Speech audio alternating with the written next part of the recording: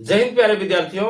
मैं राहुल कुमार और आप सभी प्यारे विद्यार्थियों का एक बार फिर से राहुल शिक्षा पथ के यूट्यूब चैनल पर स्वागत करता हूं।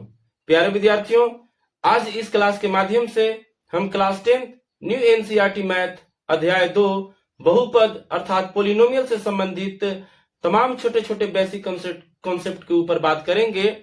और आज का यह हमारा वीडियो बहुपद से संबंधित फुल इंट्रोडक्शन का वीडियो होगा। और यदि आप इसे एक एकाग्र विद्यार्थी की तरह देखते हैं, समझते हैं, तो आप यकीन मानिए आप बहुपद से संबंधित सभी सवालों को सॉल्व जरूर कर पाएंगे।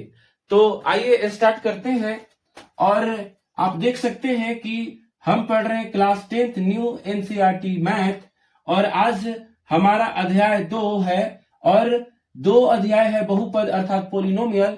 बहुपद को इंग्लिश में पोलिनोमियल लिखते हैं। तो बहुपद को यदि हमें अच्छे से समझना है तो इन सभी बिंदुओं के ऊपर हमें अपना माइंड को विकसित करना चाहिए। उसके बाद हम बहुपद से संबंधित किसी भी सवाल को बनाने के लिए काबिल बन पाएंगे। तो देख सकते हैं कि हमारा पहला बिंदु होगा कि what will be the definition of a polynomial, अर्थात बहुपद की क्या परिभाषा होगी, इसके बारे में हम सीख रहे होंगे। फिर दूसरा बिंदु जानेंगे बहुपद होने के लिए आवश्यक शर्तें। इससे ये तात्पर्य होगा कि यदि कोई बीजीय व्यंजक है, जैसे यहाँ पर लिख रहे हैं हम कि 5x to the power 1/2 minus 4x और प्लस 2, और आपसे पूछें कि क्या यह एक बहुपद होगा, तो यह एक बहुपद बिल्कुल नहीं होगा, क्योंकि आप देख सकते हैं कि इस बहुपद में चर राशि की जो घात है वो एक भिन्न संख्या है, इसलिए यह एक बहुपद नहीं होगा। तो इससे संबंधित हम इससे भी और अच्छे बातों को जानेंगे, तमाम बेसिक बात को जानेंगे जब बहुपद होने के लिए आवश्यक शर्तों को पढ़ रहे होंगे। फिर तीसरा बिंदु होगा बहुपद में चर व अचर राशियों के बारे में जानेंगे। फिर चौथा बिंदु होगा बहुपद के पद, और बहुपद के पद से ये तात्पर्य है जैसे ये भी एक अकेला पद है, यहाँ पर 4x माइनस 4x भी एक अकेला पद है, ये दो अचर राशि अचर पद ये भी एक अकेला पद है। अगर इसमें ये बोले कि इस बहुपद में कितने पद हैं, तो इस बहुपद में आप देख सकते हैं कि कुल 3 पद हैं। तो इस तरह से भी आप अच्छे से सीख पाएंगे जब हम बिंदु 4 को पढ़ेंगे। और ये भी जानेंगे कि बहुपद के पद कितने प्रकार के होते हैं। फिर उसके बाद हम देखेंगे बहुपद के घात। फिर देखेंगे छठा बिंदु बहुपद के गुणांक। आप क्लास 9th में इससे भली भांति परिचित होंगे। बहुपद का गुणांक का मतलब जैसे हमने यहाँ लिख दिया π/2 x² और अब आपसे पूछे कि बताइए कि x² का गुणांक यहाँ पर क्या होगा, तो x² को कितना से गुणा किया गया है, π/2 से, इसलिए x² का गुणांक π/2 होगा। इस प्रकार से आप क्लास 9th में अच्छे से बनाए होंगे। तो एक बार फिर से इसे क्लास 10th में रिवीजन के तौर पर देख लेंगे। फिर आगे हमारा 7वां बिंदु होगा बहुपद के प्रकार। बहुपद के प्रकार अर्थात हम ये जान रहे होंगे रैखिक बहुपद, द्विघात बहुपद, त्रिघात बहुपद, और इन बहुपद से संबंधित हम बेसिक बात को सीख रहे होंगे। फिर 8वां बिंदु होगा हमारा दिए गए बिंदु पर बहुपद का मान ज्ञात करना। फिर 9वां बिंदु होगा बहुपद के शून्यक के बारे में जानेंगे हम। यदि आपको किसी भी बहुपद का शून्यक ज्ञात करना है तो दिए गए बिंदु पर बहुपद का मान ज्ञात करने आना चाहिए। ये क्या होता है, जब इसके बारे में हम पढ़ेंगे तो अच्छे से अभी तुरंत समझेंगे। फिर 10वां बिंदु होगा बहुपद के शून्यकों का ज्यामितीय अर्थ, अर्थात आपका प्रश्न वाली 2.1 के सभी ग्राफ के सवाल आराम से बन पाएंगे और आप अपने एग्जाम में 1 नंबर पक्का ला पाएंगे। फिर 11 नंबर का बिंदु होगा बहुपद के शून्यकों और गुणांकों में संबंध। फिर बिंदु 12 होगा दिए गए शून्यकों से बहुपद बनाना, अर्थात इन दोनों बिंदुओं से, इन दोनों टॉपिक से आपका प्रश्न वाली 2.2 के सभी सवाल बन पाएंगे और इससे भी बाहर और सवाल को आप बना पाएंगे। दिए गए शून्यकों से बहुपद बनाना, इसका यह मतलब है कि आपको अल्फा और बीटा के रूप में 2 संख्याएं दे दिए जाएंगे और उससे आपको द्विघात बहुपद बनाने के लिए बोल दिया जाएगा। तो आप आराम से बना पाएंगे यदि आप इन सभी बिंदुओं के ऊपर अपने दिमाग को विकसित करते हैं। तो हमने बहुपद से संबंधित ये एक सार को सेट किया है और इन सभी बिंदुओं पर आपको बहुत अच्छे से ध्यान देकर जरूर पढ़ना चाहिए। तो आप बहुपद से संबंधित किसी भी सवाल को बनाने के लिए जरूर काबिल बन पाएंगे। तो अब हम बारी बारी करके इन सभी बिंदुओं के ऊपर चर्चा करेंगे। तो इसे सबसे पहले हम वास कर लेते हैं।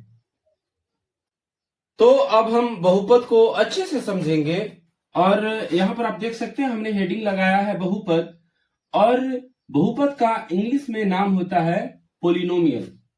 यहां पर आप इसे ऐसे समझे कि यदि पोलिनोमियल को हम दो शब्दों में तोड़ दें, पोली प्लस नोमियल, तो पोली का मीनिंग होता है इंग्लिश में मैनी, MANY मैनी, और इसका हिंदी में अर्थ होता है बहुत। नोमियल, इसका इंग्लिश में मीनिंग होता है टर्म और हिंदी में अर्थ होता है पद। तो आप देख सकते हैं कि बहुत सारे पद को हम बहुपद कहते हैं। ये हम बहुपद का एक छोटा सा मात्र सेंस को समझ पाए हैं। हम इसे अच्छे से परिभाषित करके लिखेंगे और यहाँ हमारा जो पहला ही बिंदु था, पहला टॉपिक था, वो था बहुपद की परिभाषा। तो अब लिखेंगे हम अच्छे से शब्दों में बहुपद की परिभाषा। What will be the definition of a polynomial? हम बहुपद की परिभाषा देखेंगे, क्या होगी इसकी परिभाषा। तो लिखेंगे वैसा बीजीय व्यंजक, वैसा बीजीय व्यंजक जिसमें चर राशियों का मान शून्य तथा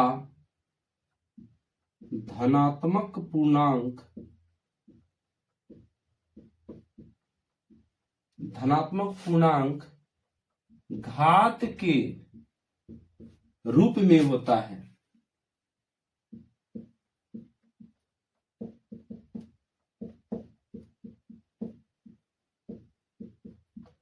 बहुपद कहलाता है।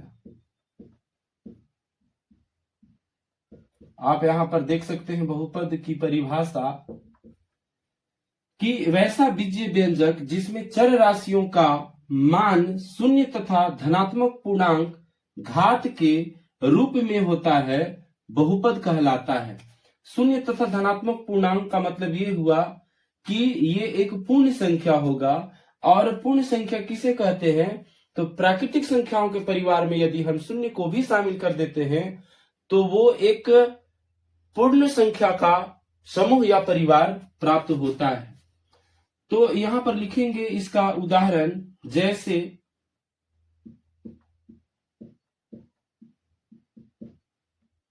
यहां पर हम लिख दें x² - 5x + 6 लिख दिए, तो यह एक बहुपद का उदाहरण है। जैसे सिर्फ यहां लिख दिए 4x - 5, तो ये भी एक बहुपद है। जैसे हम यहां पर लिख दिए 5x² - 7x + 2, इसी प्रकार से हम अन्य उदाहरण को लिख सकते हैं। ये बहुपद हैं। अब हम इसका दूसरा टॉपिक को देखेंगे और यहां पर लिखेंगे, दूसरा टॉपिक होगा हमारा, दूसरा बिंदु लिखेंगे बहुपद होने के लिए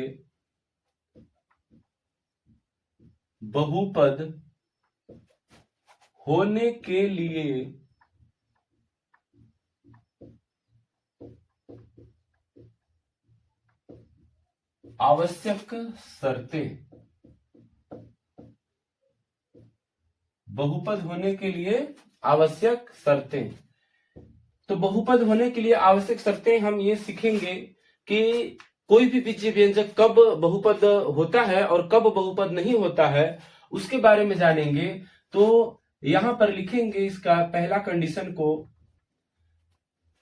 चर राशि की घात, चर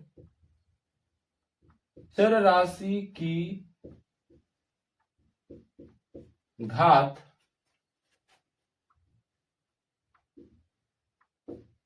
भिन्न में नहीं होनी चाहिए। यदि किसी बहुपद में चर राशि की घात भिन्न में है तो वो बहुपद नहीं होगी। जैसे 5x to the power 1/2 minus 4x plus 3। और अब बोले कि क्या यह एक बहुपद होगा, तो यह एक बहुपद बिल्कुल नहीं होगा, क्योंकि इस बहुपद में आप देख सकते हैं कि चर राशि की घात यहां पर तो एक है, लेकिन यहां पर देखिए कि भिन्न में है, इसलिए यह एक बहुपद नहीं होगा। फिर इसका दूसरा कंडीशन को देखेंगे हम, चर राशि की घात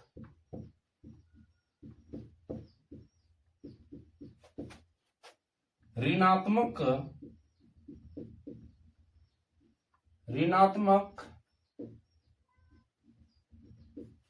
संख्या में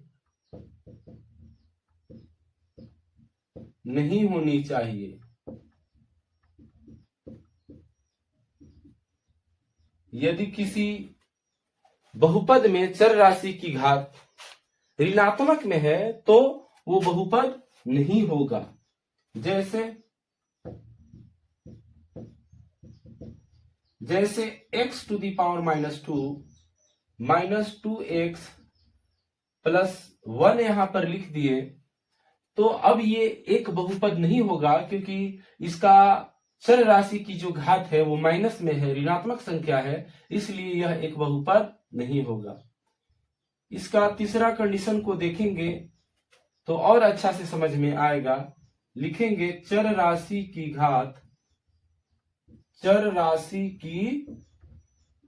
घात करनी बोले तो रूट में नहीं होनी चाहिए।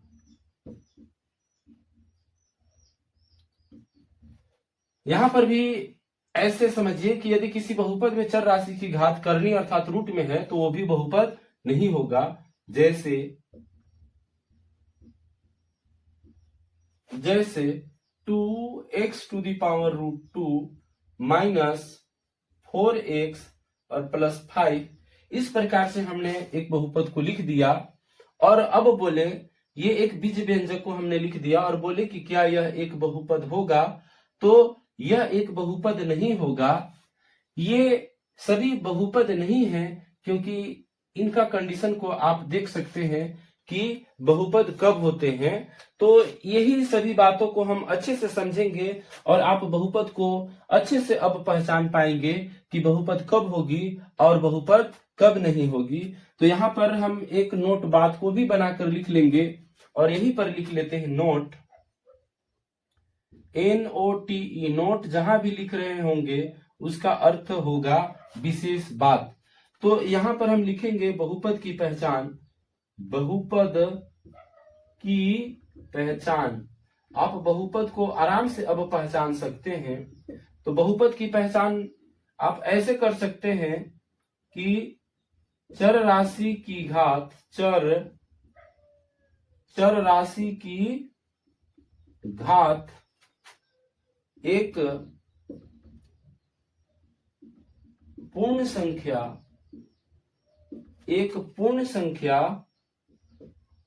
होनी चाहिए। चर राशि की घात एक पूर्ण संख्या होनी चाहिए। जैसे पूर्ण संख्या 0, 1, 2, 3, इसी तरह से। और किसी भी बहुपद के चर राशि में अगर इस तरह से घात लगे हों तो आप उसे अब आराम से पहचान सकते हैं कि वो एक बहुपद नहीं होगा, भले वो एक व्यंजक हो सकता है लेकिन बहुपद नहीं होगा।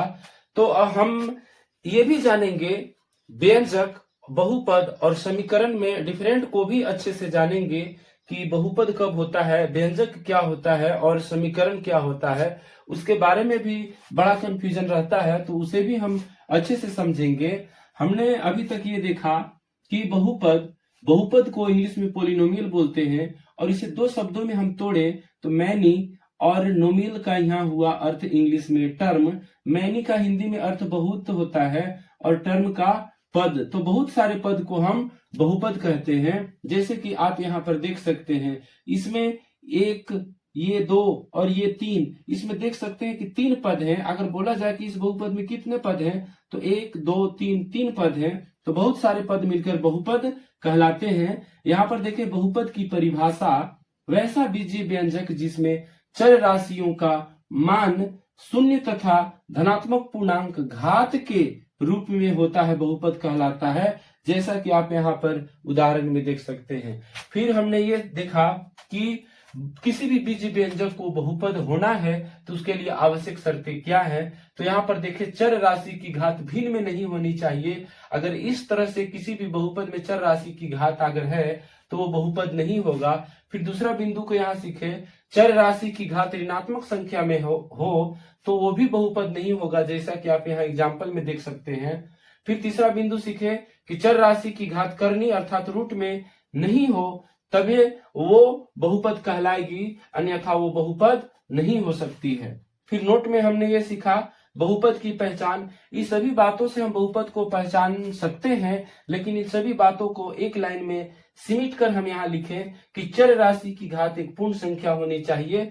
सीधी बात है भैया, तभी वो एक क्या होगा, बहुपद होगा। जैसे पूर्ण संख्या घात के रूप में 0 हो, 1 हो, 2 हो, 3 हो, इसी तरह से हो तो वो बहुपद कहलाएगा, अन्यथा बहुपद नहीं कहलाएगा यदि बहुपद में चर राशि की घात इस प्रकार से हो। तो उम्मीद करते हैं आपको अच्छा से जरूर समझ में आ रहा होगा।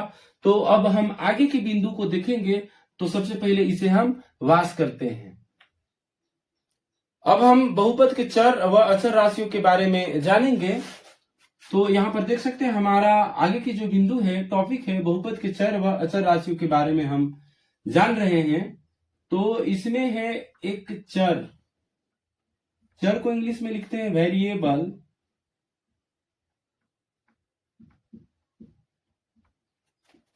और एक है अचर।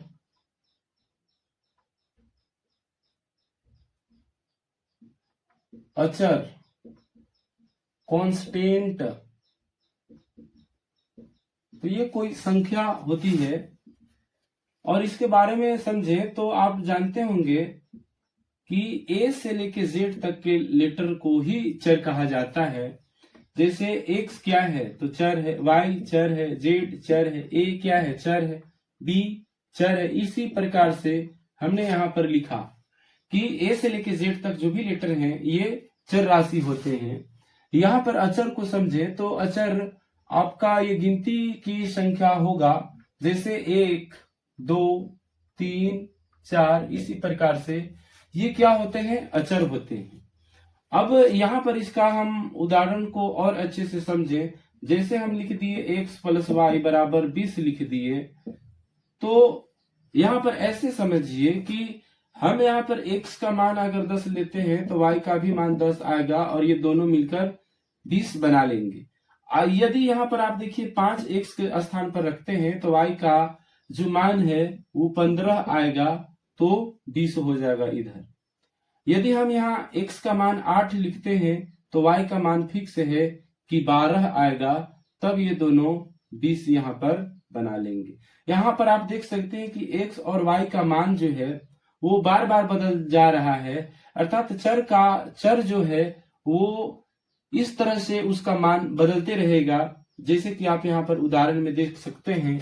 लेकिन यहाँ पर आप इसको ऐसे देखें कि 10 + 10 यहाँ पर 20 है, तो ये अभी प्रेजेंट में ये कांस्टेंट है कि यहाँ 10 तो ही यहाँ पर 20 है, और ये अंक वाले हैं। इसलिए एक बार और अच्छे से हम बता देते हैं कि इस प्रकार के हम प्रश्नों को अंक गणित के अंतर्गत पढ़ते हैं, ये अंक गणित हो गए।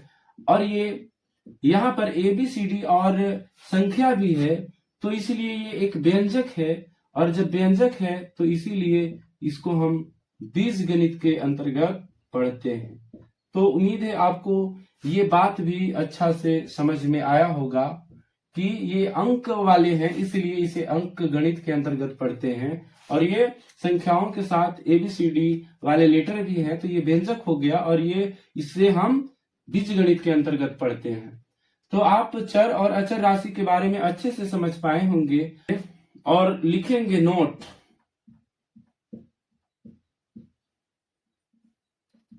नोट लिखेंगे चर व अचर, चर व अचर राशियों के सम्मिलित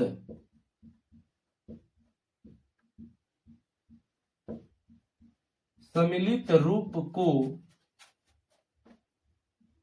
व्यंजक कहते हैं। तो व्यंजक किसे कहते हैं, अब आप इसे भी समझ पाए होंगे। अब देखेंगे हम बहुपद के पद, और हमारा चौथा बिंदु होगा, चौथा टॉपिक, इसे लिखेंगे बहुपद के पद। बहुपद के पद, तो बहुपद के पद यहां पर हम जानेंगे। पद जो है, पद अर्थात टर्म, ये इस प्रकार से हैं। पहला पद जो है वो एक पद है, एक पद, और दूसरा द्विपद, और तीसरा पद है त्रिपद, जिसमें 3 पद होंगे। तो एक पद का उदाहरण आप यहां पर ऐसे समझ सकते हैं, सिर्फ हम x लिख दिए तो ये एक पद है। यहां पर 4x लिख दिए तो ये भी एक पद है। यहां पर हम लिख दिए 3xy, तो ये भी एक पद है। और यहां पर जैसे लिख दिए हम 9x² तो ये भी एक पद है। और सिर्फ a लिख दिए तो ये भी एक पद है। और यहां सिर्फ 4 लिख दिए तो ये भी एक पद है। इसी तरह से हम अन्य उदाहरण को दे सकते हैं etc। फिर द्विपद को हम देखेंगे कि द्विपद, इसमें 2 पद होंगे। जैसे 2x + y, तो इसमें 2 पद है, 2x एक पद और ये y 2 पद, तो 2 पद है इसमें। यहां पर हम लिख दें a - 7 तो ये भी द्विपद होगा। जैसे यहां लिख दें 3xy - 5 तो ये भी द्विपद हो गया। इसी तरह से हम अन्य उदाहरण को दे सकते हैं। फिर त्रिपद में हम देखेंगे कि त्रिपद जैसे x + y + z, इसमें देखिए 3 पद हैं, 3 चीजें हैं, इसलिए ये त्रिपद होगा।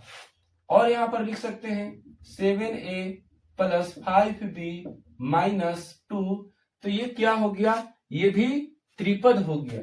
जैसे यहां पर हम लिख दें 5x² - 2x + 9, तो ये भी एक त्रिपद बहुपद हो गया। इसी तरह से हम etc अन्य उदाहरण को यहां लिख सकते हैं। तो यहां आप बहुपद के पद, बहुपद के चर व अचर राशि और व्यंजक के बारे में जाने, तो उन तीनों से भी अपना कंफ्यूजन को हम दूर कर लेते हैं। और यहां पर लिखते हैं बहुपद, बहुपद और एक व्यंजक, और एक लिखते हैं समीकरण। इन तीनों में बहुत ही कंफ्यूजन होता है। इन तीनों को हम ऐसे समझाते हैं, जैसे हम यहां लिख दिए 5x² - 7x + 4 लिख दिया, और अब बोले कि बताइए कि क्या यह एक बहुपद है।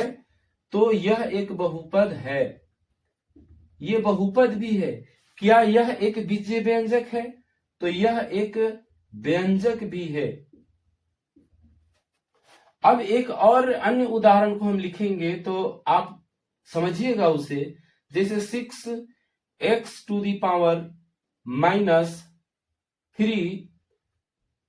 प्लस 5x+2, और अब बोले कि क्या यह एक बहुपद है। यह एक बहुपद है, तो यह एक बहुपद बिल्कुल नहीं है, लेकिन हम बोले कि क्या यह एक व्यंजक है, तो यह एक व्यंजक है। अब आप समझ गए होंगे कि बहुपद और व्यंजक क्या होते हैं। तो ये व्यंजक ही कोई जो बहुपद हो रहे होते हैं वो सबसे पहले व्यंजक ही होते हैं। तो यहाँ पर आप देखिए कि ये बहुपद भी है, व्यंजक भी है, लेकिन यहाँ पर आप देखिए कि क्या कमी है कि ये बहुपद नहीं है लेकिन यह एक व्यंजक है। तो आपने अभी तुरंत देखा कि किसी भी बीजीय व्यंजक को बहुपद होना है तो उसके लिए आवश्यक शर्तें क्या क्या थी। तो आप अब अच्छे से बता सकते हैं कि इस बहुपद में आप देख सकते हैं कि चर राशि की जो घात है वो ऋणात्मक संख्या में है, इसलिए यह एक बहुपद नहीं होगा। समीकरण को आप समझना है तो ऐसे समझिए, जैसे समीकरण का एक उदाहरण देकर यहाँ समझा रहे हैं। जैसे हमने लिख दिया यहाँ 2x² -5x+4 और बराबर लिखकर जहां पर 0 लगा हुआ रहेगा तो वो एक समीकरण होता है। तो उम्मीद है कि बहुपद और व्यंजक और समीकरण से आपका कंफ्यूजन दूर हो गया होगा। जैसे कहीं पर लिखा है इस प्रकार से 7x²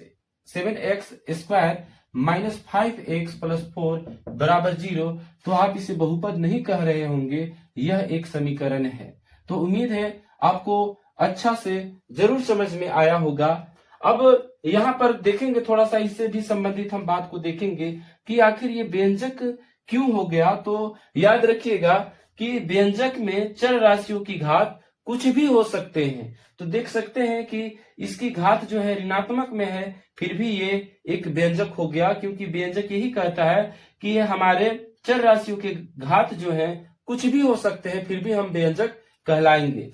तो उम्मीद है आपको इन दोनों बिंदुओं के ऊपर अच्छा से समझ में बात आए होंगे। अब इसे भी वास करते हैं और चलते हैं आगे की बिंदु की ओर।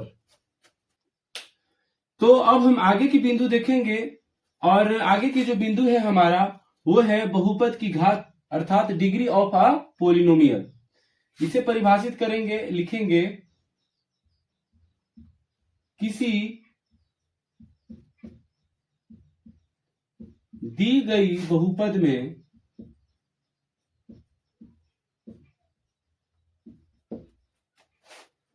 सबसे बड़ी घात वाले पद के घातांक को उस बहुपद की घात कहते हैं। उस बहुपद की घात कहते हैं।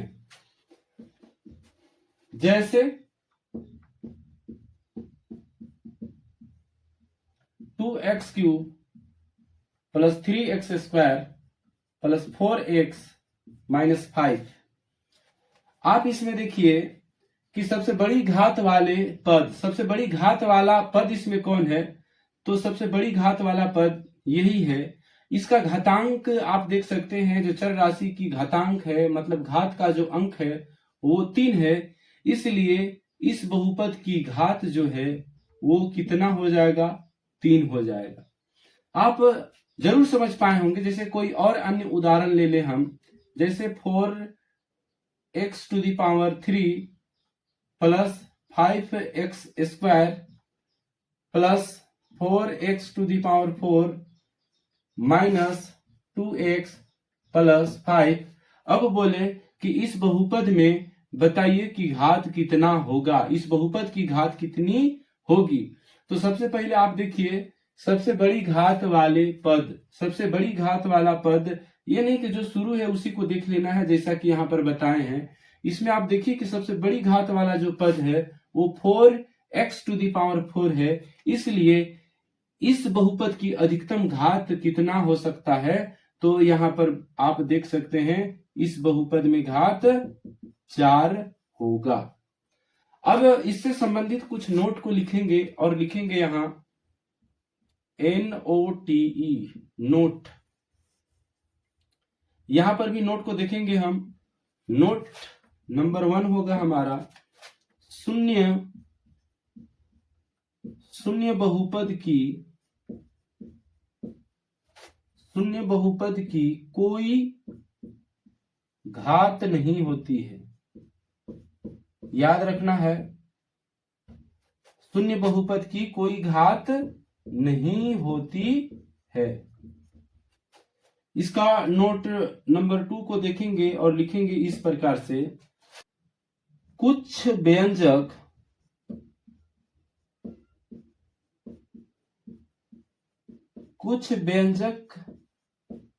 ऐसे भी हैं कि वो बहुपद नहीं होते हैं।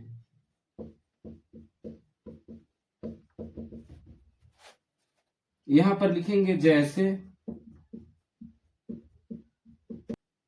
1/x+2, √2+x और 1/x² इसी प्रकार से और भी हैं व्यंजक जो बहुपद नहीं होते हैं। आप इसे अच्छे से ऐसे समझ सकते हैं कि ये बहुपद क्यों नहीं है। तो ये बहुपद इसलिए नहीं है क्योंकि आप एक फॉर्मूला को पढ़े होंगे क्लास 9th में कि 1/a⁴ है और इसके ऊपर से अंश को हटाना है तो ये ऊपर जाएगा, तो ये जो भी संख्या रहेगा वो माइनस में यहां हो जाएगा इसका घात। तो इसी प्रकार से आप देखें कि ये जब ऊपर जाएगा तो हो जाएगा x+2 और यहां पर कुछ नहीं, तो इस प्रकार से इसका घात 1 है तो -1 हो जाएगा। अब कहीं ना कहीं इसका पावर तो माइनस में आएगा और जिस भी व्यंजक का पावर अर्थात घात माइनस में हो, भिन्न संख्या में हो, करनी में हो, तो वो बहुपद नहीं होते हैं। इसी प्रकार से आप इसे भी समझ सकते हैं कि 2+x, तो आप इसे ऐसे लिख सकते हैं कि x+2 और इन सभी का पावर, इस करनी के बदले में आप पावर 1/2 चढ़ाएंगे जो एक भिन्न संख्या है, इसलिए यह एक बहुपद नहीं है। तीसरा उदाहरण को आपको समझना है तो इसे भी इसी फॉर्मूला से हम करेंगे। तो जब ये जाएगा x² + x+1 तो इसका पावर भी -1 होगा जो कहीं ना कहीं इसका भी पावर को अर्थात घात को माइनस में कर देगा, इसलिए यह एक बहुपद नहीं होगा। तो उम्मीद है बहुपद की घात से संबंधित ये बातें आपको जरूर समझ में आए होंगे। अब देखते हैं बिंदु 6 और लिखते हैं छठा बिंदु को। यहाँ छठा बिंदु हमारा क्या था? तो छठा बिंदु था हमारा बहुपद की गुणांक। इसे क्लास 9th में आप अच्छे से पढ़े हैं। बहुपद की गुणांक, इसे ऐसे परिभाषित करेंगे, किसी बहुपद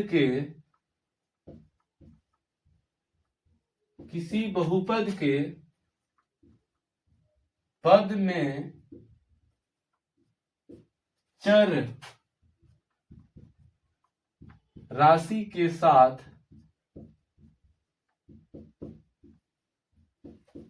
जो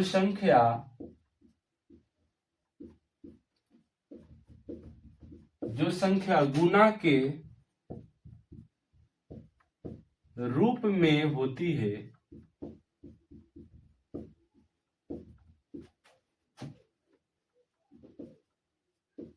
वह बहुपद की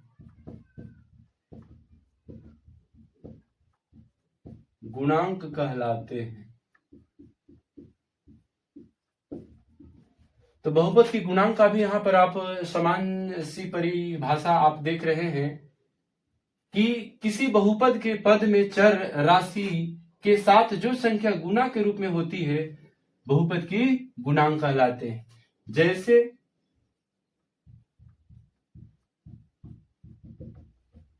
जैसे यहां पर एक उदाहरण को लिख रहे हैं 2x square plus 4x minus 5, और यहां पर ये हम बोले कि बताइए x स्क्वायर का गुणांक, तो आप आराम से अब बता पाएंगे। हम बोले कि बताइए x का गुणांक और यहां पर अचर पद कौन होगा, अचर पद या राशि। तो x स्क्वायर का गुणांक जो है वो 2 हो जाएगा, क्योंकि x स्क्वायर के आगे जो भी संख्या आपको दिखे वही इसका गुणांक होगा। x का गुणांक, x को कितना से गुणा किया गया है यहाँ 4 से, तो x का गुणांक 4 होगा और अचर पद हमारे पास -5 है। तो उम्मीद है आप अच्छे से समझ पाए होंगे। एक और अन्य उदाहरण को यहाँ पर हम ले, जैसे -3x square plus 7x plus 2। अब यहाँ पर हम बोले कि इसमें जैसे ये एग्जाम्पल नंबर 1 है, ये एग्जाम्पल नंबर 2 मान लेते हैं इसे। यहाँ पर बोले कि x स्क्वायर का गुणांक बताइए कितना होगा। x स्क्वायर का गुणांक, x का गुणांक कितना होगा यहाँ, और अचर पद इसमें से कौन होगा, अचर पद या अचर राशि। तो x स्क्वायर का गुणांक आप देख सकते हैं कि x स्क्वायर को -3 से गुना किया गया है, -3 हो जाएगा। x का गुणांक सिर्फ 7 होगा और अचर पद हमारे पास यहाँ पर 2 है। तो उम्मीद करते हैं कि आपको ये दोनों बिंदु भी अच्छे से समझ में आए होंगे कि बहुपद की घात किसे कहते हैं। इससे संबंधित हम कुछ उदाहरण को भी यहाँ पर पेश किए, आपको जरूर समझ में आया होगा। फिर छठा बिंदु पढ़े, बहुपद की गुणांक। यहाँ पर इसकी परिभाषा आप देख सकते हैं, क्लास 9th में भी आप इसे अच्छे से पढ़े होंगे। तो ये तो रिवीजन के तौर पर आप इसे एक बार फिर से देख लिए तो आपके लिए अच्छा है। तो अब इसे हम वास करते हैं और फिर चलते हैं आगे की बिंदु की ओर। तो अब हम बहुपद के प्रकार के बारे में जानेंगे और हमारा आगे की जो बिंदु है वो यही है, बहुपद के प्रकार, टाइप्स ऑफ अ पॉलिनोमियल। तो बहुपद के प्रकार में सबसे पहला प्रकार जो है वो है रैखिक बहुपद। रैखिक बहुपद, इंग्लिश में इसका नाम भी जानते चलेंगे, linear polynomial. LINEAR, linear polynomial, ये लिखा है। लिखेंगे जिस बहुपद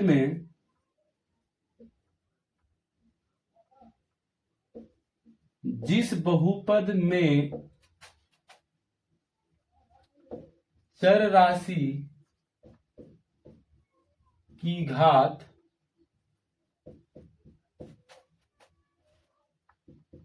एक होती है,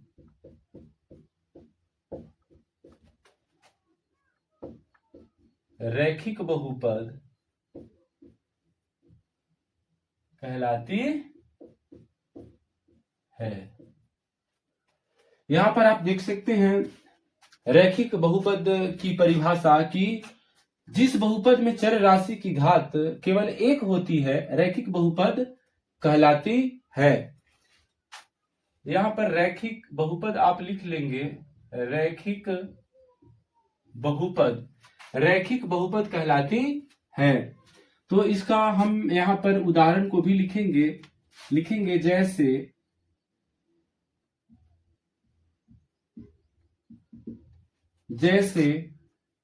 4x - 7 a + 7 या 4x + 3 etc। यहां पर हम अन्य उदाहरण को लिख सकते हैं। आप देख सकते हैं कि इस पद में जो चर राशि है उसका घात अधिक से अधिक 1 है, इसलिए यह एक रैखिक बहुपद है।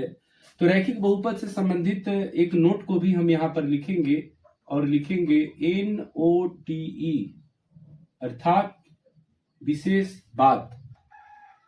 रैखिक बहुपद का मानक रूप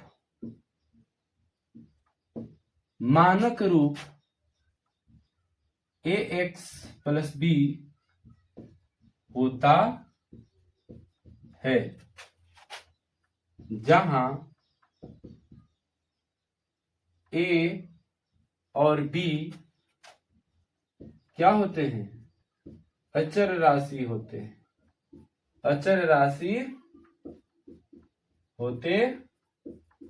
हैं। साथ ही a बराबर 0 नहीं होना चाहिए। आप देख सकते हैं कि यहां पर a बराबर 0 हो गया, जैसे 4x माइनस 7 है और रैखिक बहुपद है ये, तो इसका मानक रूप ax प्लस b होता है। आप देखें कि a के स्थान पर कितना होगा, x से x मिलाएं तो a के जगह पर कितना आ रहा है? a के स्थान पर ये 4 ही होगा। तो a के स्थान पर आप 0 रख देते हैं, जैसे a के बराबर हम 0 को मान लेते हैं, तो यहां अब 0 रख देते हैं तो ये तो 0 हो जाएगा, ये -7, ये सिर्फ -7 बचेगा।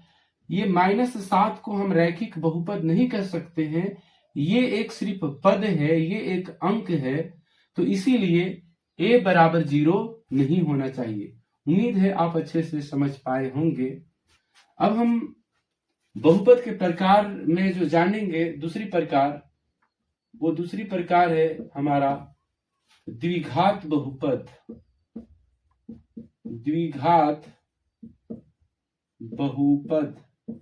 इसे अच्छे से समझना बहुत ही जरूरी है। इंग्लिश में इसका भी नाम लिखते हैं क्वाड्रेटिक पॉलिनोमियल।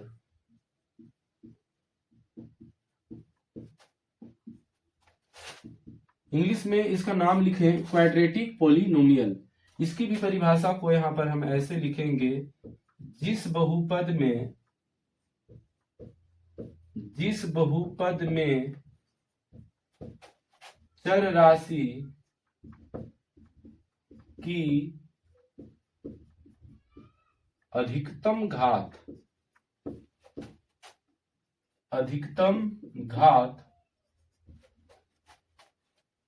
2 होते हैं,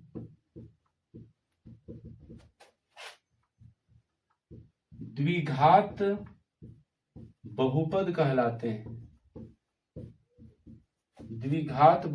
कहलाते हैं।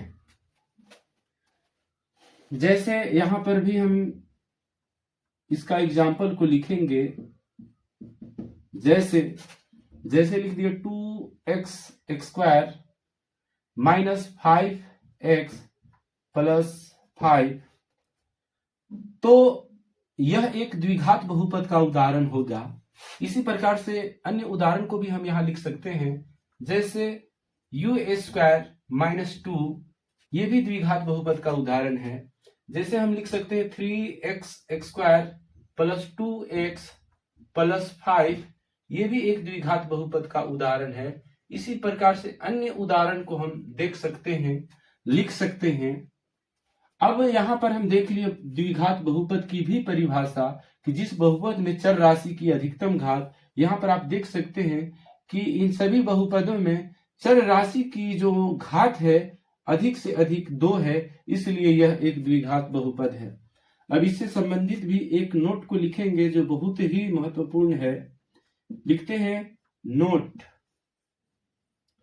इसका नोट यह है कि द्विघात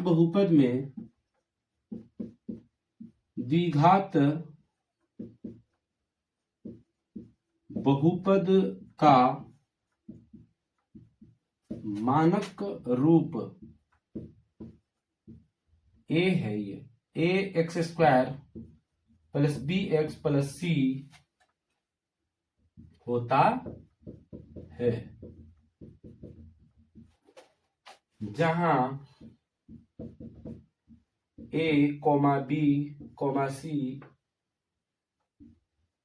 एक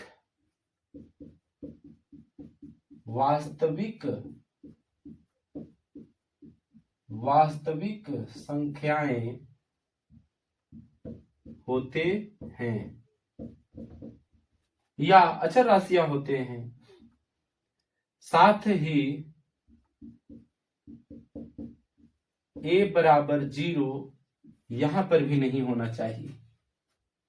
आप देख सकते हैं कि द्विघात बहुपद का जो मानक रूप है वो होता है ax² plus bx plus c। अब a के जगह पर हम 0 रख देते हैं, यहां पर a के स्थान पर हम 0 रख देते हैं, तो 0 गुणा x² और 0 से किसी भी चीज में हम गुणा करते हैं तो उसको भी वो 0 बना देता है। तो 0 अर्थात इधर कुछ नहीं बचेगा, सिर्फ bx प्लस c, और bx प्लस c ये द्विघात बहुपद का रूप नहीं होगा, ये तो फिर एक रैखिक बहुपद हो जाएगा, इसलिए a बराबर 0 नहीं होना चाहिए। अब देखेंगे तीसरा बिंदु को, इसकी तीसरी प्रकार को देखेंगे और लिखेंगे त्रिघात बहुपद।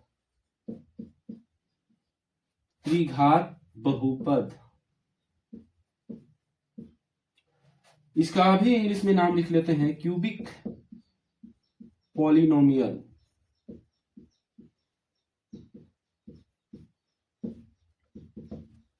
लिखेंगे जिस बहुपद में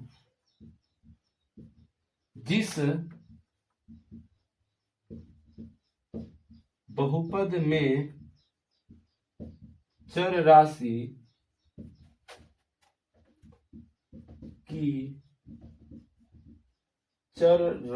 की अधिकतम घात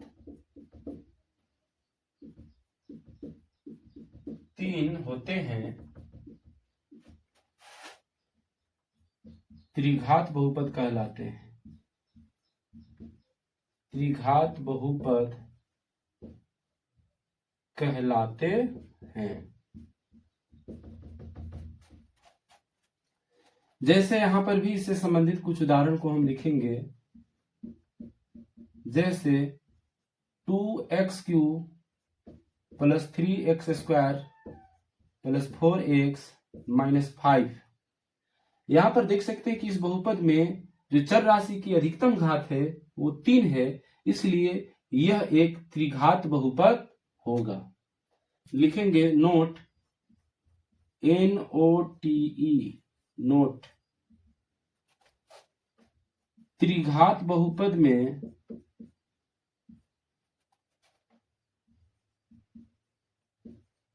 त्रिघात बहुपद का मानक रूप ax³ plus bx² plus cx plus d होता है। ये त्रिघात बहुपद का मानक रूप है। यहां पर भी आप लिख सकते हैं, जहां a, b, c तथा d ऐसे लिख दीजिए, ये अचर राशियां हैं, तथा यहां पर भी a बराबर 0 नहीं होना चाहिए। तो उम्मीद करते हैं कि बहुपद के प्रकार से संबंधित बात आपको अच्छा से समझ में आया होगा, और आप बारी बारी से देख सकते हैं इसे कि हमने बताया रैखिक बहुपद अर्थात लीनियर पॉलिनोमियल, जिस बहुपद में चर राशि की घात केवल 1 होती है, रैखिक बहुपद कहलाती है। जैसा कि आप यहाँ पर उदाहरण में देख सकते हैं कि इन सभी बहुपदों में जो चर राशि की अधिकतम घात है वो सिर्फ 1 है, इसलिए ये सभी बहुपद रैखिक बहुपद होंगे। फिर नोट में देखें रैखिक बहुपद से संबंधित कि रैखिक बहुपद का मानक रूप ax प्लस b होता है। आप इसे अच्छे से याद रखेंगे। फिर है दूसरा प्रकार देखिए बहुपद का द्विघात बहुपद। और द्विघात बहुपद हमारे लिए बहुत ही इंपॉर्टेंट है कि जिस बहुपद में चर राशि की अधिकतम घात 2 होती है वो द्विघात बहुपद कहलाती हैं, जैसा कि आप यहाँ पर उदाहरण में देख सकते हैं।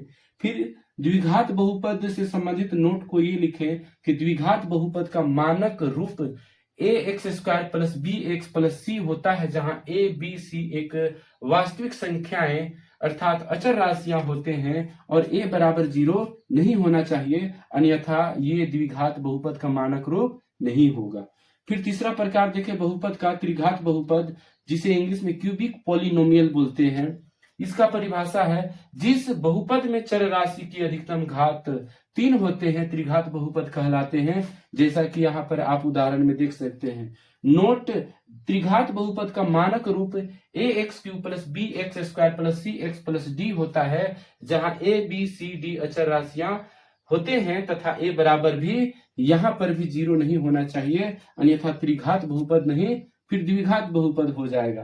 तो उम्मीद है आपको ये सभी बातें समझ में आए होंगे। अब इसे भी हम एक बार वाच करते हैं, फिर चलते हैं नेक्स्ट पॉइंट की ओर। तो अब हम बिंदु 8 को देखेंगे और इसे भी अच्छे से समझेंगे, ये भी हमारे लिए बहुत जरूरी है। यहाँ पर आप देख सकते हैं ये 8वां बिंदु है, दिए गए बिंदु पर बहुपद का मान ज्ञात करना। इसका क्या तात्पर्य है, यहाँ पर आप इसे ऐसे समझें, एक यहाँ पर हमने बात को लिखा है, यदि px चर x में कोई बहुपद हो तथा एक वास्तविक संख्या अल्फा, ये अल्फा लिखा हुआ है, हो तो px में x को अल्फा से प्रतिस्थापित अर्थात बदलकर मान रखने पर प्राप्त संख्या px का x बराबर अल्फा पर मान कहलाता है। यहाँ पर देखिए कि यदि px, हम इसे ऐसे समझते हैं उदाहरण से, जैसे इन सभी बातों को उदाहरण से हम समझ रहे हैं, जैसे यहां पर लिखते हैं px बराबर x² प्लस 2x माइनस 8, और हम बोले कि x के स्थान पर आप plus minus 1 plus minus 2 plus minus 3 इस प्रकार से दिए गए बिंदु हैं और इस पर हम मान रखते हैं, तो जो भी मान हमें प्राप्त हो रहा होगा वो इस बहुपद का मान कहलाएगा। तो यहाँ पर आप देख सकते हैं जैसे लिखा है कि चर x में कोई बहुपद हो तथा एक वास्तविक संख्या, वास्तविक संख्या क्या होते हैं, वास्तविक की संख्या के अंतर्गत तो आप देखें कि कितने प्रकार की संख्याएं आते हैं। तो वास्तविक संख्या अल्फा हो तो px में x को अल्फा से वास्तविक संख्या जो भी होगा वो x के स्थान पर उसे बदलकर लिख देना है, अर्थात x के स्थान पर उसे ही रख देना है वास्तविक संख्या को। तो हम सबसे पहले यहां पर लेते हैं इस बहुपद में x बराबर प्लस 1 रख रहे हैं, प्लस 1 रखने पर तो देखिएगा कितना हमें प्राप्त होगा 1 रखने पर, तो लिखेंगे p1। अब x बराबर तो 1 है तो x का स्क्वायर तो 1 का स्क्वायर प्लस 2 गुणा x की जगह पर तो हम 1 रखेंगे, रख दिए, माइनस 8 इस प्रकार से। अब यहां पर देखिए 1 का स्क्वायर 1 प्लस 2 इंटू 1 2 होगा माइनस 8, यहां पर 1 और 2 3 होंगे और माइनस 8, यहां पर देख सकते हैं कितना बचेगा, तो यहां पर बचेगा आंसर माइनस में वो भी माइनस 5। तो हम बोल सकते हैं कि x बराबर प्लस 1 पर इस बहुपद का मान माइनस 5 है। बस यही बात को आपको समझना था। यहां पर एक और कोई मान को यहां पर हम ले लेते हैं, जैसे यहां ले लेते हैं आपकी x बराबर 2 रखने पर, इसी प्रकार से बारी बारी रखकर सभी को हम चेक कर सकते हैं। 2 रखने पर तो px है तो p2 हो जाएगा, x स्क्वायर तो x की जगह पर 2 लिए हैं तो 2 का स्क्वायर प्लस 2x तो 2 इंटू 2 माइनस 8। अब यहां पर आप इसका भी मान निकालें, 2 का स्क्वायर 4 होगा प्लस 2 दूनी 4 होगा और ये माइनस 8 भैया है, ये है 4 4 जोड़ेंगे तो 8 होगा माइनस 8। यहां पर देखें कि ये दोनों जब आपस में कट जाएंगे, +8 और -8 यहां पर क्या होगा, 0 आंसर प्राप्त होगा। तो हम बोल सकते हैं कि x बराबर 2 पर इस बहुपद का मान 0 है। तो उम्मीद है आपको ये भी बिंदु समझ में आया होगा। इसे अब वास करते हैं, फिर चलते हैं बिंदु 9 को समझते हैं। अब हम बहुपद के शून्यक के बारे में पढ़ेंगे और यहां पर आप देख सकते हैं कि ऐसे लिखा है, यदि बहुपद px के लिए x का वैसा वास्तविक संख्या जिसे बहुपद में रखने पर उस बहुपद का मान 0 हो जाए तो उसे उस बहुपद का शून्यक कहते हैं। साधारण सी भाषा में है, यहां पर उदाहरण के द्वारा इसे समझते हैं। लिखेंगे जैसे यहां पर लिखते हैं एक बहुपद को x² + 4x + 3, और यहां पर हम मान रख रहे हैं। स्टार्ट करते हैं, इसे हम x ही रखते हैं। लिखते हैं यहां पर x बराबर 1 रखने पर देखते हैं कि इस बहुपद में वास्तविक संख्या के रूप में कौन सी संख्या को हम यहां पर रखें, कितना रखने पर इस बहुपद का मान 0 प्राप्त होगा। अगर 0 प्राप्त हो गया तो वो संख्या ये बहुपद का वही शून्यक कहलाएगा। तो x बराबर 1 रखने पर 1 रखते हैं तो x² तो x की जगह पर 1 है तो 1 का स्क्वायर करेंगे +4x, ये दोनों आपस में गुना में है तो 4 गुना x की जगह पर 1 +3, 1 का स्क्वायर 1 होगा +4 एकम 4 +3, ये सभी को जोड़ेंगे हम यहाँ पर तो कितना हो जाएगा, हमारे पास 8 हो जाएगा। क्या इस बहुपद का शून्यक आया 1 रखने पर? नहीं आया। तो अब हम देखेंगे -1 रखने पर और यहां लिखेंगे x बराबर -1 रखने पर। तो रखते हैं x² तो -1 का स्क्वायर +4x तो 4 गुना x के स्थान पर -1, इस प्रकार से लिखेंगे +3। -1 का स्क्वायर +1 ही आएगा और प्लस गुना माइनस यहाँ पर माइनस हो जाएगा और 4 एकम 4 हो जाएगा, +3 है तो +3 ऐसे। अब यहाँ पर देखेंगे ये 1 और 3 ये धनात्मक संख्या है तो पहले इन दोनों को जोड़ लेंगे तो 4 होगा और -4 ऐसे, ये दोनों जब आपस में घटेगा तो हो जाएगा 0। यहाँ पर 0 हमें प्राप्त हो गया। तो हम बोल सकते हैं कि x बराबर -1 पर इस बहुपद का मान 0 आया है। इसलिए x बराबर -1 इस बहुपद का एक शून्यक होगा। तो इस प्रकार से हम मान को निकाल रहे होते हैं। इस बहुपद का देख रहे हैं कि x बराबर -1 पर इस बहुपद का हमें मान 0 प्राप्त हुआ है, इसलिए x बराबर -1 इस बहुपद का एक शून्यक है। इसी प्रकार से हम और अन्य उदाहरण को रख कर देख सकते हैं। उम्मीद है आपको अच्छा से समझ में आया होगा। अब हम चलते हैं बिंदु 10 की ओर, तो इसे वास कर लेते हैं।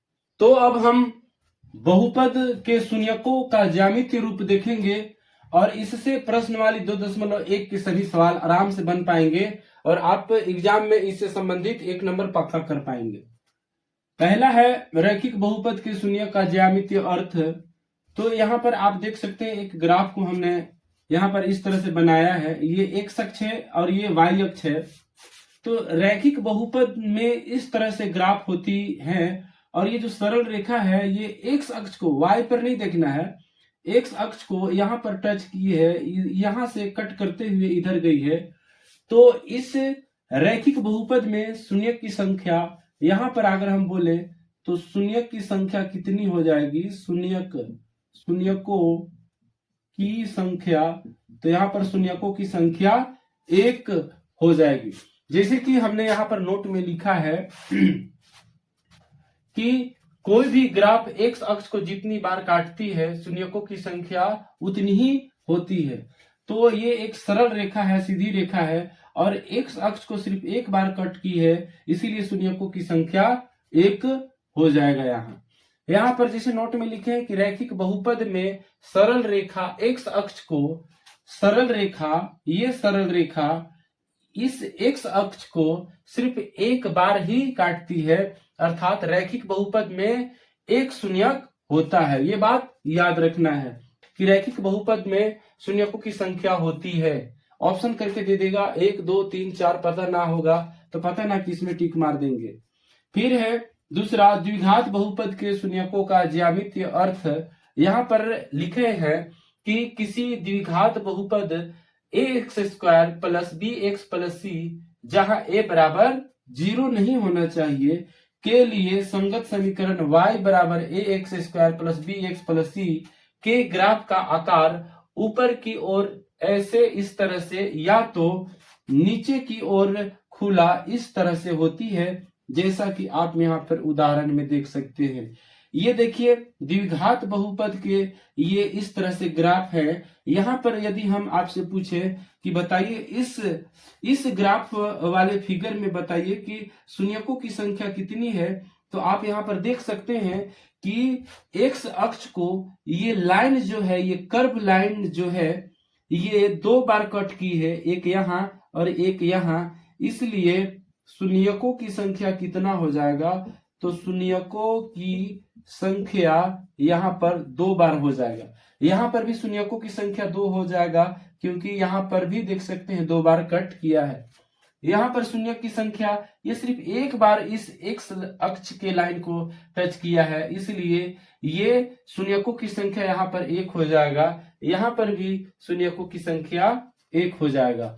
और अन्य उदाहरण को लें और इस प्रकार से ये है y अक्ष और ये है x अक्ष, और यदि हम बोले कि इस प्रकार से एक लाइन को इस तरह से हमने कर्व खींच दिया, x अक्ष के ऊपर से होते हुए गुजारा, तो अब बोलिए कि इसमें शून्यकों की संख्या कितनी है, तो हम गिनते हैं कि ये लाइन x अक्ष को कितनी बार कट की है।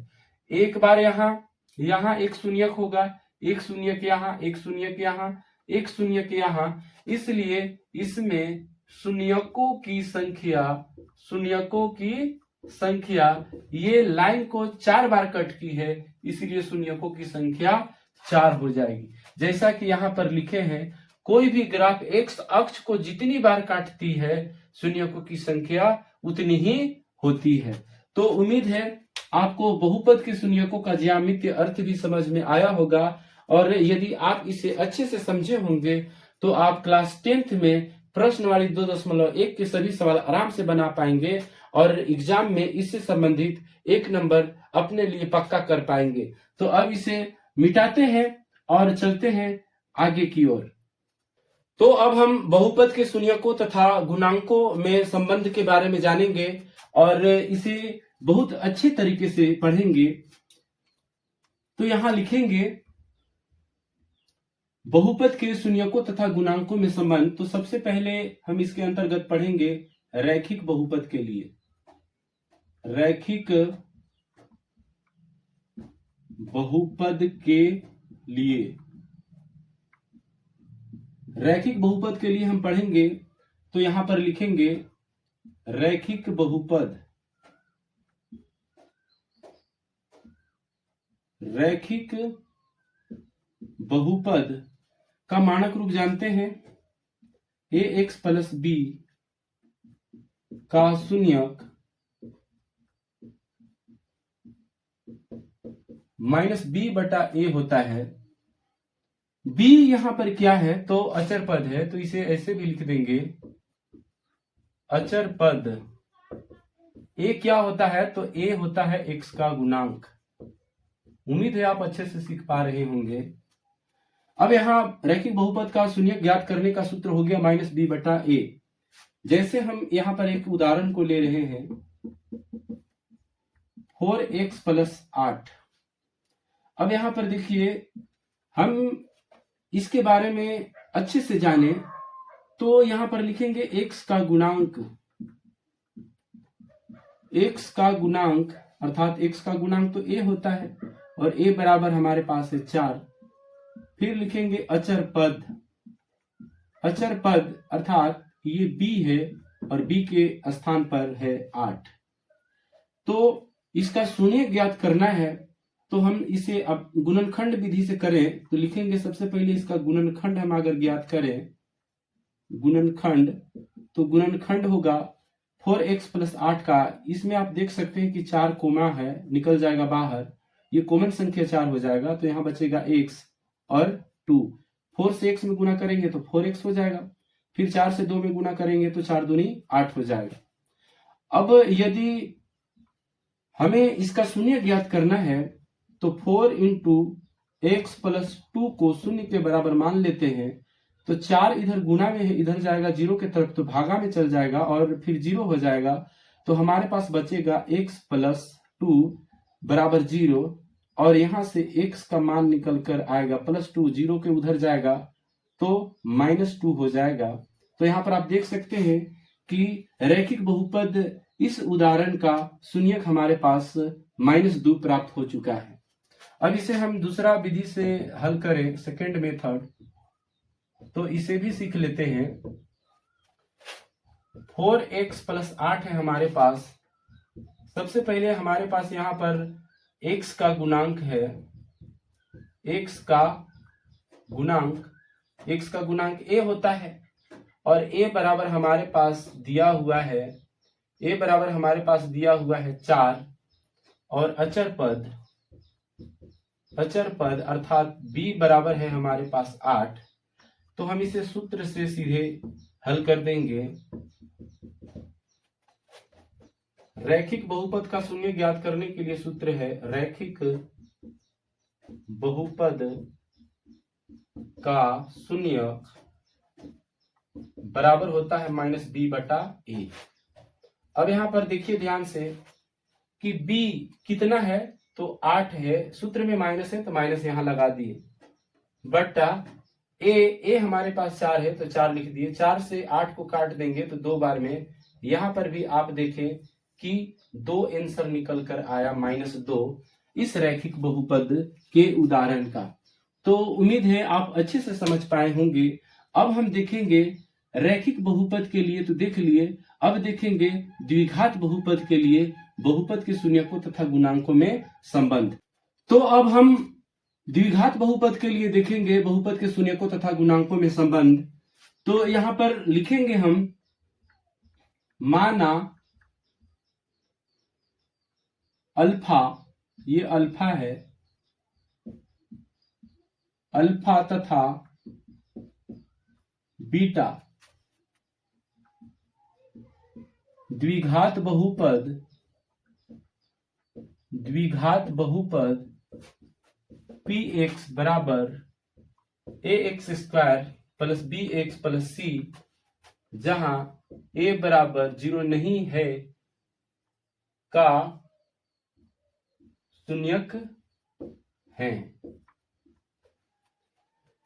माना अल्फा तथा बीटा द्विघात बहुपद px बराबर ax² plus bx plus c, जहां a बराबर 0 नहीं है का ये क्या है, शून्यक है। तो शून्यकों का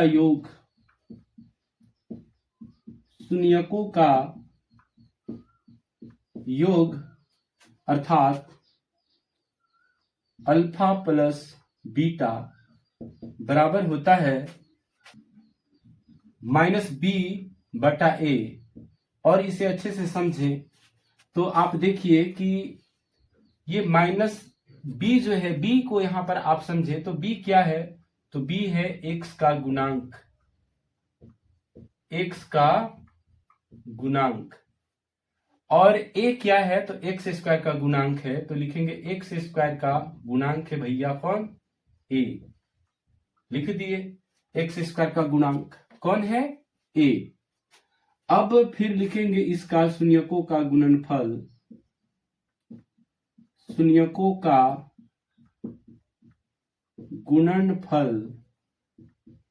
इसके 2 शून्यक है, हमने माना है अल्फा तथा बीटा, तो लिखेंगे अल्फा इंटू बीटा। अल्फा को ऐसे भी लिख सकते हैं यहां पर होगा c बटा a, और c क्या है?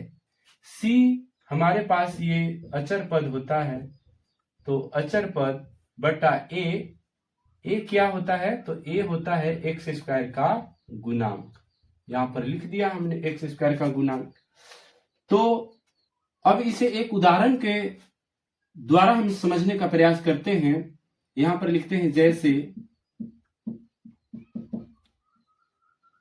X square minus 3x minus 10, इस प्रकार से लिख दिया। इसे समझना है तो आप इस प्रकार से समझ सकते हैं कि द्विघात बहुपद का तो मानक रूप होता है a x square plus b x plus c. आप इससे इसकी तुलना कर कर देख सकते हैं। तो यहाँ पर सबसे पहले लिखेंगे हम, यहाँ कुछ नहीं तो एक मौजूद है, लिखेंगे एक्स एक्स स्क्वायर का गुणांक, एक्स एक्स स्क्वायर का गुणांक हमारे पास कितना है? 1 है। फिर सिर्फ x का गुणांक बात करें तो x का गुणांक हमारे पास -3 है। और अचर पद की बात की जाए, अचर पद अर्थात अचर पद यहाँ पर क्या होगा? c होगा। तो अचर पद हमारे पास है -10। इस प्रकार से आपको अच्छा से समझ में आना चाहिए। यहाँ पर आप ऐसे भी या करके लिख सकते हैं, या इस बहुपद में a बराबर, जैसे कि हमने यहाँ पर लिख दिया, a बराबर आपके पास 1 होगा और b बराबर आपके पास -3 होगा और c बराबर आपके पास -10 होगा। इस प्रकार से दिए गए बहुपद में आपको सबसे पहले a, b और c तीनों की मान आपको इस तरह से लिखने आना चाहिए। तो इस प्रकार से हमें a, b और c का मान बताने आ गया। तो अब हम इसका शून्य को ज्ञात करेंगे, तो इसे हम वास करते हैं। तो अब हम द्विघात बहुपद का शून्य ज्ञात करने जा रहे हैं और एक उदाहरण के द्वारा इसे हम समझेंगे। लिखेंगे x x square minus 3x minus 10। अब हम इसका शून्य ज्ञात करेंगे, तो इसे सबसे पहले हम इस प्रकार से हल करेंगे। ये जो हमारा मध्य पद है, इसको सबसे पहले हम दो भागों में तोड़ेंगे, लेकिन वही दोनों संख्याओं से ये हमारा जुड़ने या घटाने पर -3 प्राप्त हो जाना चाहिए और उन्हीं दोनों संख्याओं को गुणा करने पर यहाँ पर -10 भी प्राप्त होना चाहिए।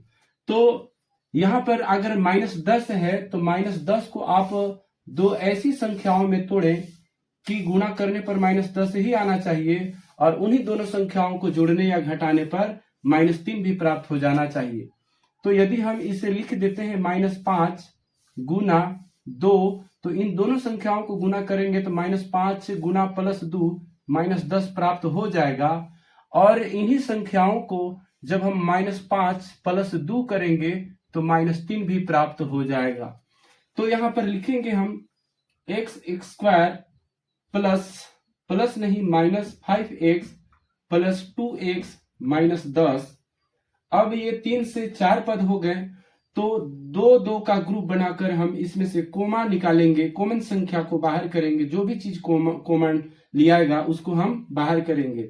तो यहाँ पर x है, इसको इसमें देख सकते हैं कि x ही कॉमन आ रहा है, तो यहाँ पर x हो जाएगा, यहाँ पर 5 होगा। x से x में गुना होगा तो x स्क्वायर, माइनस है माइनस, x से 5 में गुना होगा तो 5x हो जाएगा। इसी प्रकार इन दोनों में आप देख सकते हैं कि 2 कोमा बाहर आएगा, तो यहाँ x हो जाएगा -5, 2 से x में 2x, माइनस है माइनस, प्लस माइनस 2 बचे 10, आराम से हो गया। अब देखिए कि कॉमन चीज हमारे पास क्या है, तो x - 5 है।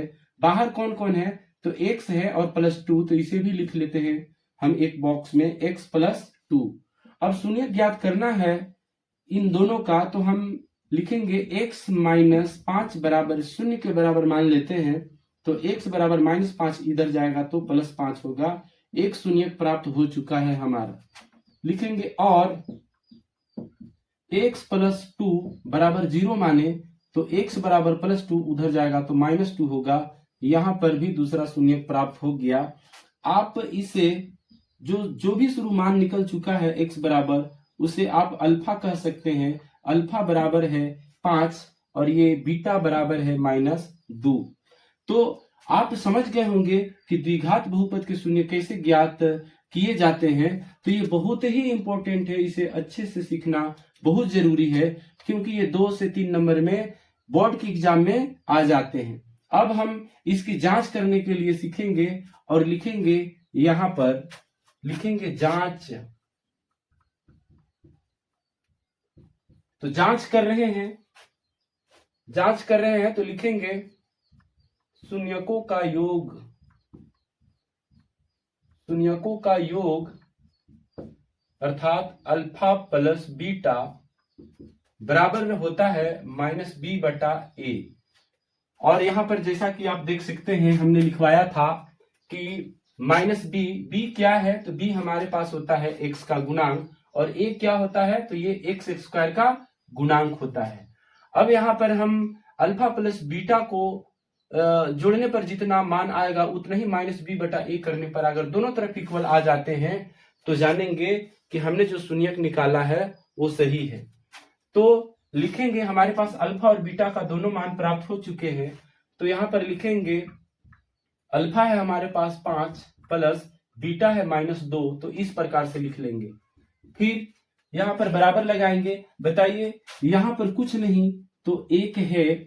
आप यहां पर ऐसे भी लिख सकते हैं कि a बराबर है आपके पास 1 और b बराबर है आपके पास -3 और c बराबर है आपके पास -10।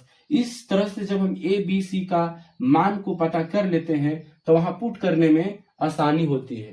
तो यहां पर लिखेंगे b कितना है हमारे पास, -3 है, तो यहाँ माइनस, और ये b -3। a कितना है हमारे पास, तो a हमारे पास 1 है। अब इसको थोड़ा हल करते हैं, तो 5 प्लस माइनस हो जाएगा और घर से बाहर निकल जाएंगे 2, बराबर माइनस गुना माइनस हो जाएगा 3।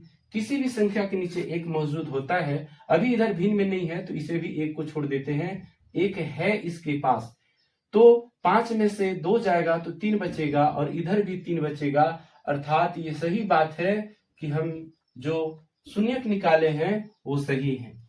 फिर इसका दूसरा जांच को देखेंगे, शून्यकों का गुणनफल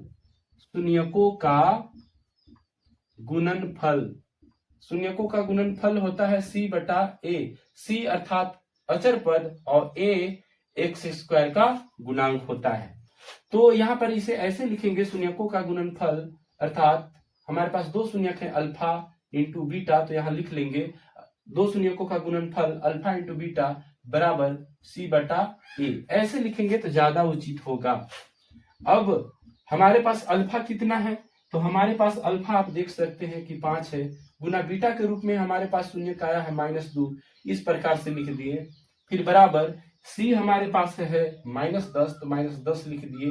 a कितना है, तो a 1 है। अब यहाँ पर कुछ नहीं, तो यहाँ पर इसके आगे तो प्लस ही होगा, और प्लस इंटू माइनस, यहाँ माइनस होता है, और 5 दूनी 10, -10 हो गया, और यहाँ पर भी इधर भी -10 आएगा। अर्थात ये भी बात प्रूव हो गया कि हमने जो 2 शून्यक निकाले हैं वो सही हैं। तो उम्मीद है आपको जरूर समझ में आया होगा, और ये बहुत ही जरूरी है आपको सीखना, द्विघात बहुपद का शून्य कैसे ज्ञात किया जाता है। हमने सबसे पहले कैसे बनाया, एक बार फिर से बताते हैं। x² - 3x - 10 है, तो हम 10 को 2 ऐसी संख्याओं में लिखें कि गुना करने पर तो -10 आ ही जाना चाहिए, पर उन दोनों संख्याओं से या तो जोड़ने पर या घटाने पर -3 प्राप्त होना चाहिए। तो देख सकते हैं इस प्रकार से किए। फिर इस प्रकार से जब हम किए तो x अर्थात अल्फा के रूप में हमें 5 प्राप्त हुआ, और यहाँ पर x दूसरा शून्य के रूप में बीटा के रूप में हमारे पास -2 प्राप्त हो गया। यहाँ पर सबसे पहले हम देखें कि a के स्थान पर 1 होगा, b के जगह पर -3 होगा और c के जगह पर -10 होगा। फिर हम जांच करने के लिए सीखें, शून्यकों का योग अर्थात अल्फा प्लस बीटा बराबर -b/a होता है। ये एक सूत्र है, और यही सूत्र पर हम मान को रख कर देखें तो दोनों तरफ इक्वल आए हैं। अर्थात हम कह सकते हैं कि हमने जो 2 शून्यक निकाले थे वो सही थे। तो उम्मीद है आपको समझ में आया होगा। अब इसे भी वास करते हैं। अब त्रिघात बहुपद के लिए भी हम देख लेते हैं शून्यकों तथा गुणांकों में संबंध। तो यहां पर लिखेंगे, माना अल्फा बीटा तथा गामा त्रिघात बहुपद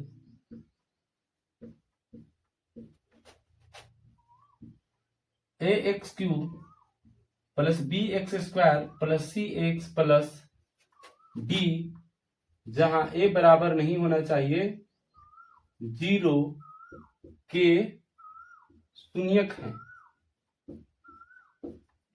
ठीक है, तो alpha plus beta plus gamma बराबर होगा माइनस बी बटा ए।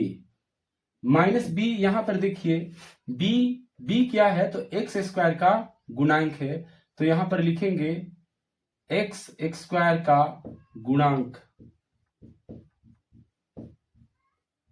बटा ए क्या है तो एक्स क्यू का गुणांक है, तो लिखेंगे एक्स क्यू का गुणांक। फिर देखेंगे alpha beta beta gamma plus gamma alpha या अल्फा गामा बराबर होता है सी बटा ए। सी क्या है तो एक्स का गुणांक है, इसे लिख देंगे एक्स का गुणांक। ए आप जान ही चुके हैं, एक्स क्यू का गुणांक है।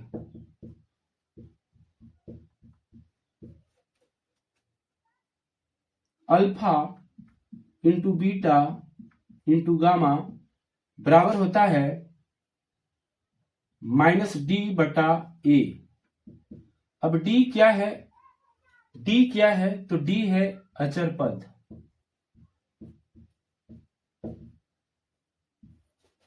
ए एक्स क्यू का गुणांक है। तो इससे यहां पर हम ये सीखे कि त्रिघात बहुपद के लिए शून्यकों तथा गुणांकों में क्या संबंध है। तो माना अल्फा बीटा तथा गामा त्रिघात बहुपद a x cube plus b x square plus c x plus d, जहां ए बराबर 0 नहीं है के शून्यक है, तो इस प्रकार से हम देखें इनमें शून्यकों तथा गुणांकों में संबंध को, और ये एक सूत्र है। तो इससे संबंधित जब हम सवाल को करेंगे तो ये और अच्छा से समझ में आएगा। तो अब हमारा अंतिम बिंदु होगा, और ये अंतिम टॉपिक है, दिए गए शून्यक से बहुपद बनाना। और ये बहुत ही जरूरी है, इसे भी आप ध्यान से देखेंगे तो जरूर समझ पाएंगे। जैसे यहां लिखेंगे हम, यदि किसी द्विघात बहुपद के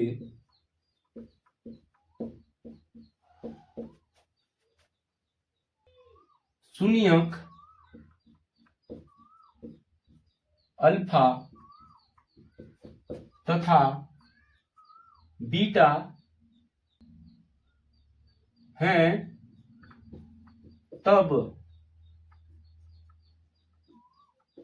द्विघात बहुपद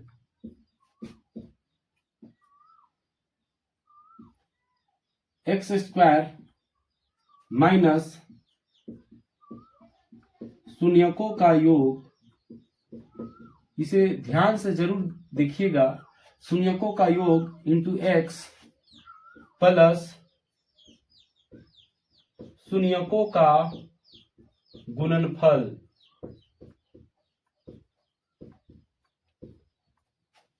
इस तरह से होता है। अब इसे और अच्छे से हम लिखें तो इसे ऐसे लिखेंगे, एक्स स्क्वायर माइनस शून्यकों का योग होता है अल्फा प्लस बीटा एक्स, ऐसे लिख लेंगे, प्लस शून्यकों का योगफल तो अल्फा इंटू बीटा। इस प्रकार से हम इसे लिख लेंगे। और जब भी हमें दो शून्यक दिए होंगे कि शून्यकों का योग इतना और शून्यकों का गुणनफल इतना है, तो द्विघात बहुपद बनाइए, तो इसी से बनाएंगे हम। तो इसे अच्छे से जरूर देखेंगे। जैसे इसे सवाल को हम एक उदाहरण से समझाते हैं, और वो एनसीईआरटी का उदाहरण नंबर 4 है। तो यहाँ पर लिखते हैं हम उदाहरण 4 को ही यहाँ पर हम ले लेते हैं। एक द्विघात बहुपद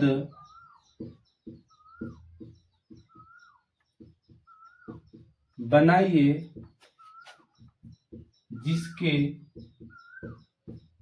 जिसके शून्यकों का योग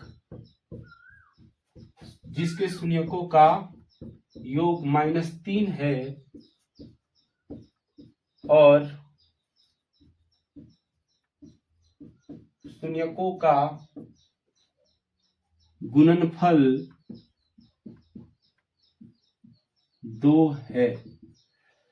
तो आराम से इस सवाल को आप बना पाएंगे यदि इस बात को आप समझ चुके हैं। तो यहां पर हम लिखेंगे सॉल्व, और इसे ऐसे सॉल्व करेंगे। सबसे पहले तो लिखेंगे दिया गया है, हमें क्या दिया गया है उसे लिख लेंगे। दिया गया है शून्यकों का योग,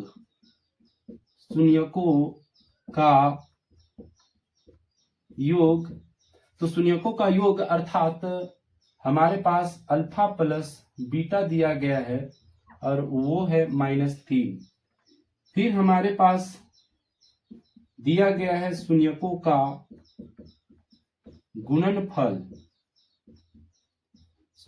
गुणनफल अर्थात अल्फा इंटू बीटा, और ये है हमारे पास 2। तो यहां लिखेंगे सूत्र